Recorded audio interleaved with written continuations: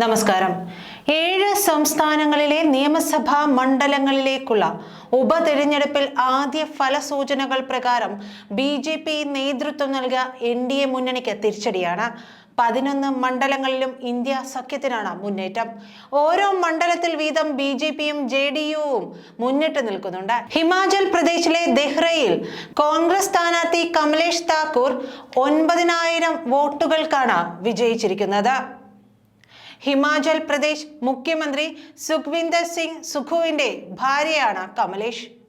ഹാമിപൂർ മണ്ഡലത്തിൽ BJP സ്ഥാനാർത്ഥി ആശിഷ് ശർമ്മ 1500 വോട്ടിന് ജയിച്ചു. പഞ്ചാബിലെ ജലന്ധർ വെസ്റ്റ് മണ്ഡലത്തിൽ ആം ആദ്മി പാർട്ടി സ്ഥാനാർത്ഥി മോഹിന്ദർ ഭഗത് 37,000 വോട്ടിനാണ് ജയിച്ചത്. പശ്ചിമ ബംഗാളിലെ റായ്ഗഞ്ചിൽ തൃണമൂൽ കോൺഗ്രസ് സ്ഥാനാർത്ഥി കൃഷ്ണ കല്യാണി 50,000-ലേറെ വോട്ടിന് ജയിച്ചു. രണഘട്ട് ദക്ഷിൺ, ബാഗ്ദ, മണിക്താല എന്നീ 3 സീറ്റുകളിലും തൃണമൂൽ കോൺഗ്രസിനാണ് ലീഡുള്ളത്. ഉത്തരാഖണ്ഡിലെ ബദ്രിനാഥ്, മഗ്ലൌ സീറ്റുകളിൽ കോൺഗ്രസ് സ്ഥാനാർത്ഥികൾ മുന്നിട്ട് നിൽക്കുകയാണ്. മധ്യപ്രദേശിലെ അമർവാര സീറ്റിൽ കോൺഗ്രസ് സ്ഥാനാർത്ഥി ധീരൻ സാഹ് സുഖറാം BJPയിലെ കമലേഷ് പ്രതാപ് ഷായേക്കാൾ 5,000 വോട്ടിന് മുന്നിൽ. ഹിമാചലിലെ നലാഘട്ടിൽ കോൺഗ്രസ് സ്ഥാനാർത്ഥി ഹർദീപ് സിംഗ് ഭാവ മുന്നിലാണ്. ബീഹാറിലെ റുപൌലിയിൽ JDU സ്ഥാനാർത്ഥി കലാധർ പ്രസാദ് മണ്ഡലിനെതിരെ സ്വതന്ത്ര സ്ഥാനാർത്ഥി ശങ്കർ സിംഗ് 1000 വോട്ടിന് മുന്നിൽ നിൽക്കുന്നു. തമിഴ്നാട്ടിലെ വിക്രവണ്ടിയിൽ DMK സ്ഥാനാർത്ഥി അന്നിയൂർ ശിവ 35,000 വോട്ടിനാണ് മുന്നിലുള്ളത്. പശ്ചിമ ബംഗാളിൽ 4, ഹിമാചൽ പ്രദേശ് 3, ഉത്തരാഖണ്ഡ് 2, ബീഹാർ, മധ്യപ്രദേശ്, പഞ്ചാബ്, തമിഴ്നാട് 1 വീതം എന്നീ 7 സംസ്ഥാനങ്ങളിലാണ് 13-ന് ഉപതെരഞ്ഞെടുപ്പ് നടക്കുന്നത്. ഹിമാചൽ പ്രദേശ്, ഉത്തരാഖണ്ഡ്, പഞ്ചാബ് സംസ്ഥാനങ്ങളിലെ MLAമാർ രാജിവെച്ച BJPയിൽ ചേർന്നതിനെ തുടർന്നാണ് ഈ മണ്ഡലങ്ങളിൽ ഉപതെരഞ്ഞെടുപ്പ് ഇന്ന് നടക്കുന്നത്. ഉത്തരാഖണ്ഡിലെ മഗ്ലൌർ മണ്ഡലത്തിലെ MLA ആയിരുന്ന BSP നേതാവ് സർവത് കരീം അൻസാരിയുടെ മരണത്തെ തുടർന്നും തമിഴ്നാട്ടിലെ വിക്രവണ്ടിയിലെ MLA ആയിരുന്ന N പുകഴേന്തിയുടെ നിര്യാണത്തെ തുടർന്നുമാണ് ഉപതെരഞ്ഞെടുപ്പ് പ്രഖ്യാപിച്ചത്. JDU MLA ആയിരുന്ന ഭീമാ ഭാരതി രാജിവെച്ച RJDയിൽ ചേർന്നതിനെ തുടർന്നാണ് ബീഹാറിലെ റുപൌലി മണ്ഡലത്തിൽ തിരഞ്ഞെടുപ്പ് പ്രഖ്യാപിച്ചത്. ഉപതെരഞ്ഞെടുപ്പ് നടന്ന 7 സംസ്ഥാനങ്ങളിൽ 4-എണ്ണത്തിൽ ഇന്ത്യ മുന്നണിയും 3-എണ്ണത്തിൽ NDA മുന്നണിയുമാണ് അധികാരത്തിലുള്ളത്.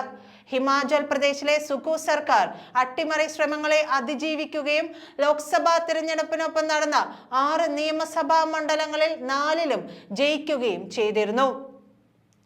രാജ്യസഭാ തിരഞ്ഞെടുപ്പിൽ BJP സ്ഥാനാർത്ഥിക്ക് അനുകൂലമായി 6 കോൺഗ്രസ് MLAമാരും 3 സ്വതന്ത്രരും ക്രോസ് വോട്ട് ചെയ്യുകയും ചെയ്തിരുന്നു. ഈ കോൺഗ്രസ് MLAമാരെ അയോഗ്യരാക്കുകയും ഉപതിരഞ്ഞെടുപ്പ് നടത്തുകയുമായിരുന്നു. അതിനിടെ സ്വതന്ത്ര രാജിവെച്ച BJPയിൽ ചേരുകയും ചെയ്തു. അവരുടെ സീറ്റുകളിലേക്കുള്ള തിരഞ്ഞെടുപ്പാണ് ഇപ്പോൾ നടക്കുന്നത്. പശ്ചിമ ബംഗാളിൽ BJPയും തൃണമൂലും തമ്മിലാണ് മത്സരം. 2021-ലെ നിയമസഭാ തിരഞ്ഞെടുപ്പിൽ തൃണമൂൽ മാണിക്താല സീറ്റ് നേടിയപ്പോൾ BJP റായ്ഗഞ്ച്, രണഘട്ട് ദക്ഷിൺ, ബഗ്ദ എന്നിവിടങ്ങളിലാണ് വിജയിച്ചത്. പിന്നീട് BJP MLAമാർ തൃണമൂലിലേക്ക് മാറി.